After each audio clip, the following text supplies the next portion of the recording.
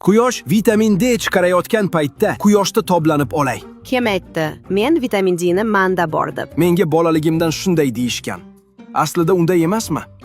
Teri, miyaga tushuntirchi. Gap shundaki, menda 7D gidroksolisterin degan modda bor. Quyoshning nurlari shu moddani vitamin D3 ga aylantirishga yordam beradi. Keyin tanam vitamin D ni xolekalsiferolga o'zgartiradi. Xolekalsiferol qon tomirlari orqali jigarga boradi. U yerda u kalsidiolga aylanadi. So'ng kalsidiol buyrakka borib, kalsitriolga aylanadi. Qisqasi kalsitriol bu tanaga tayyor shaklda kerakli bo'lgan vitamin D mi? Ha, shunday. Quyoshda vitamin D bor degan ma'lumot to'g'ri emas, bro. Men vitamin D ishlab chiqish jarayoniga yordam beraman. Qachon quyoshga chiqqan yaxshi, bro? Soat 9larda, lekin undan keyin emas. 10-20 daqiqa kifoya. Nega undan keyin bo'lmaydi?